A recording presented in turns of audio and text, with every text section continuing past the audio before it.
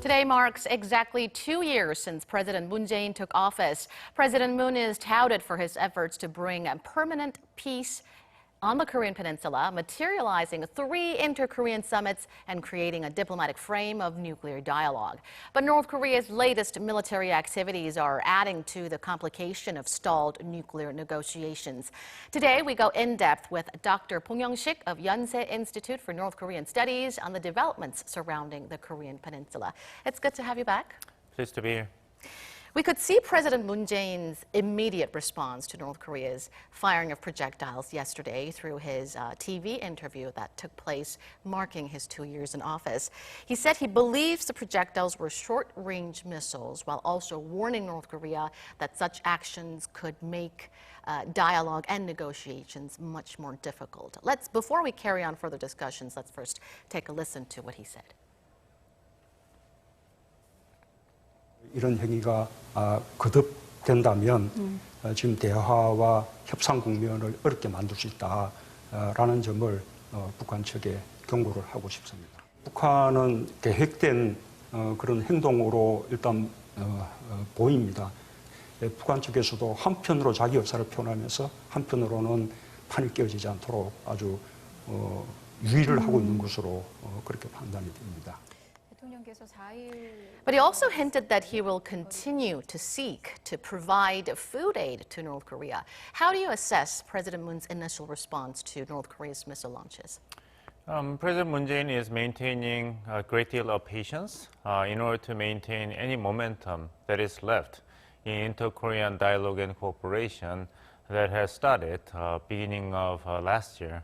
We all remember his initiatives, including invitation of North Korean athletes and artists to participate in the Pyeongchang Winter Olympic Games hosted in South Korea, and 3 summit meetings with Chairman Kim Jong-un, which eventually led to 2 summit meetings between the United States and North Korea for the first time in history. These are not small achievements. These are very important achievements, but unfortunately, with the fallout of the Hanoi summit meeting between U.S. President Donald Trump and Chairman Kim Jong-un of North Korea, the momentum seems like diminishing. If not, it's already depleted.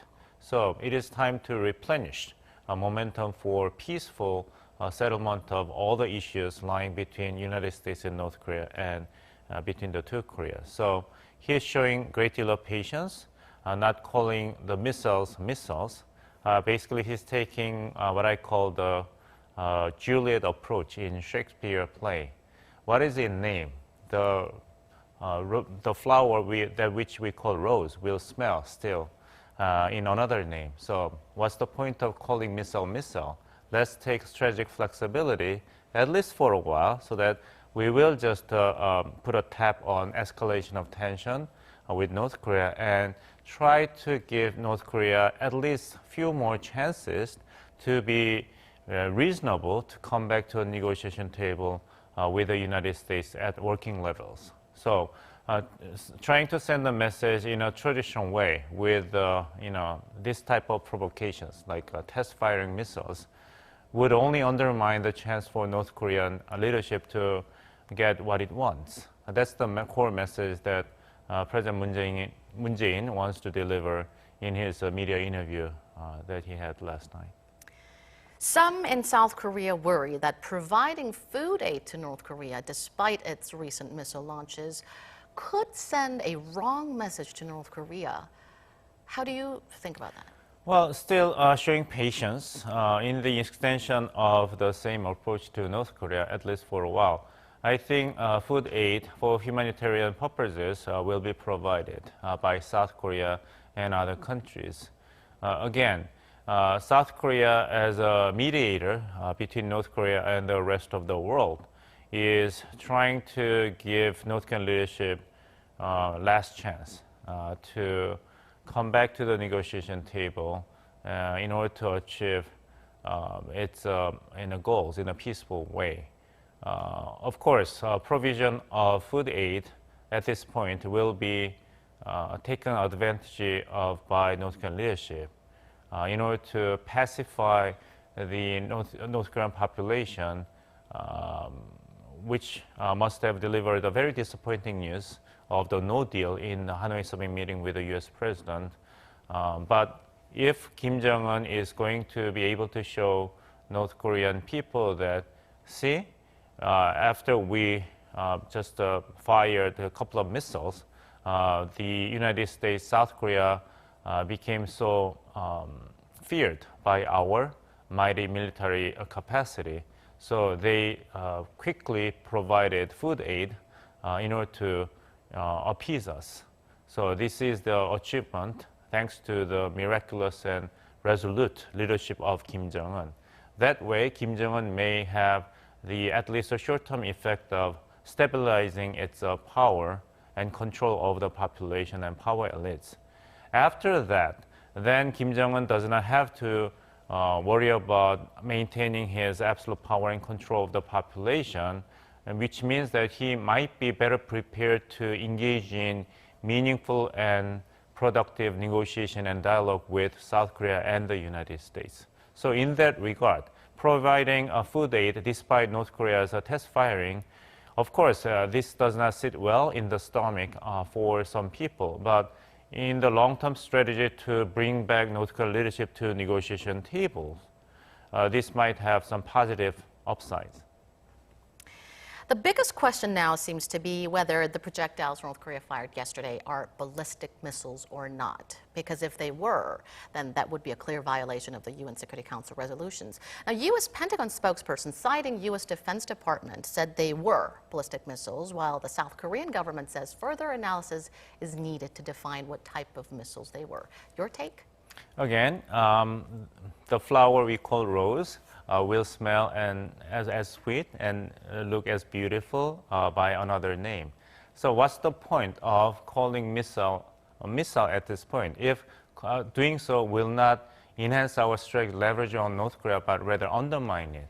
So it is time for the United States and South Korea to maintain some kind of flexible strategic flexibility and ambiguity to their advantages. North Korea wants responses from Washington and Seoul in order to justify further provocation and belligerent actions possibly taken by Pyongyang in the fallout of the Hanoi summit meeting. So not showing clear or manifesto response to North Korea's recent provocation may make the situation even more difficult for North Korea.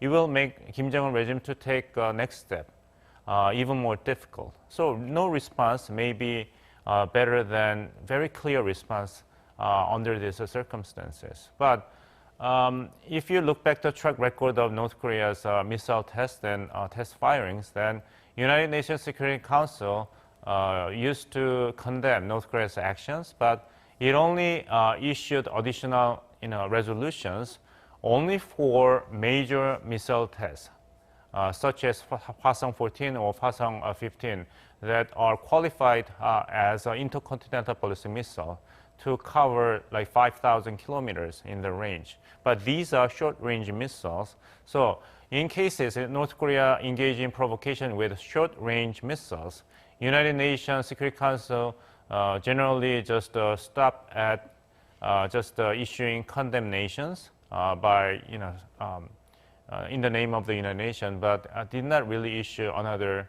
resolutions that led to economic sanctions.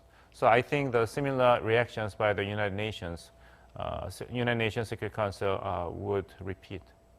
So you don't think North Korea's such military actions would entice a change in Washington's or Seoul's stance towards denuclearization process? In terms of the United Nations and South Korea will become more serious about providing some kind of sanction reliefs, my answer is no.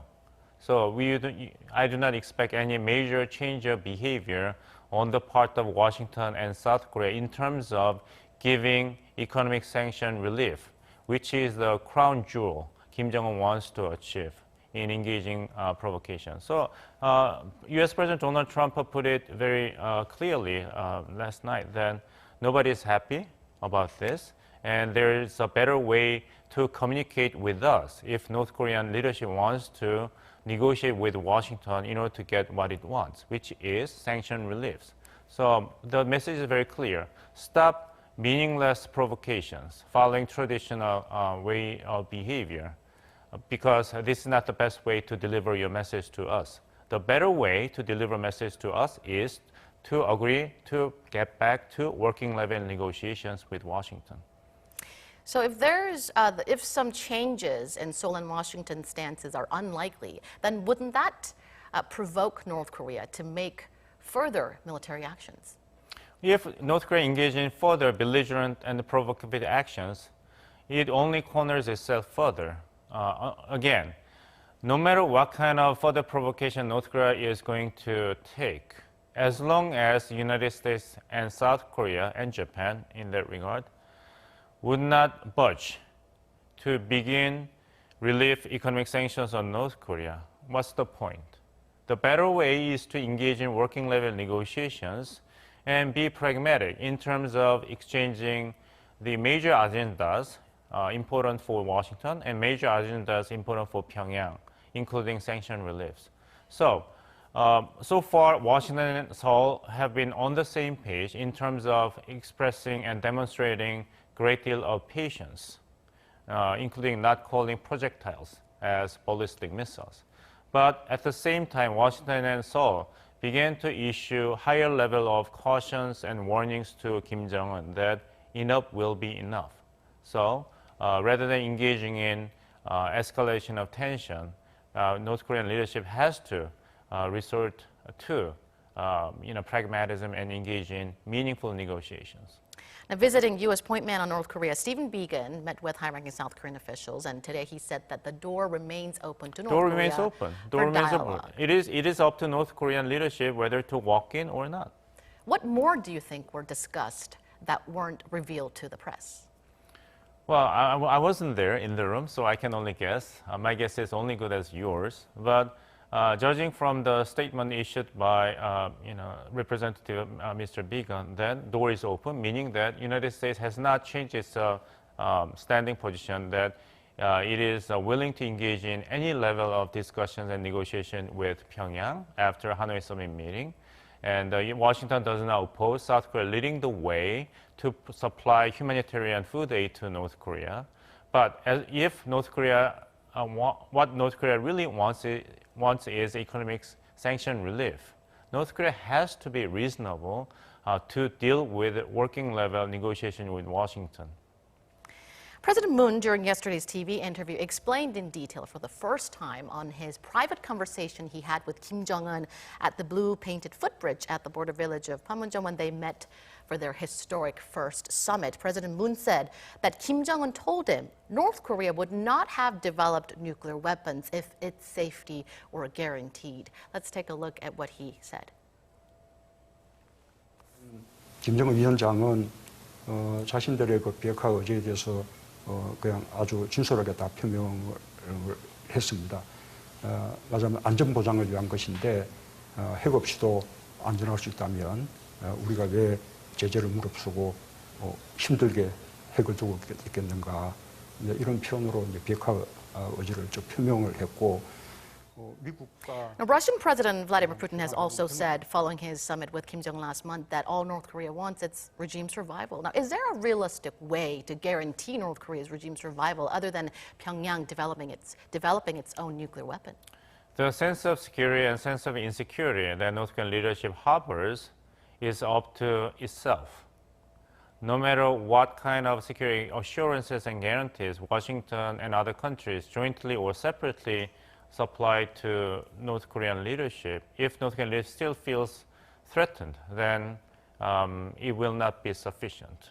If you go back to the joint statement of the six-party talks on September 19, 2005, there is a clause that clearly guarantees the security of North Korea by the United States. United States do not intend any regime change inside North Korea, and the United States has no intention to invade North Korea, either with conventional weapons or nuclear weapons. That's a joint statement of six-party talks that North Korea also signed. But that turned out to be not enough for North Korean leadership, and North Korea must have concluded that the better way to assure regime survival is relying on intercontinental ballistic missile that can carry nuclear warheads to any part of the United States territory. So it is up to North Korea, because any security assurance made by the United States seems to be insufficient for Kim Jong-un regime at this time. So although in principle, North Korean leadership may be ready to abandon all nuclear weapon warheads and intercontinental ballistic missile if there's a reliable and complete security assurance by outside world. It may be impossible for the United States and other countries actually give North Korea exactly that type of assurance of regime security. A very difficult and complicated issue indeed. Thank you so much for your insights today. You're welcome. And that does it for this edition of News in Depth. From all of us here at Arirang, thank you for watching, and I hope to see you right back here same time next week. Have a great weekend.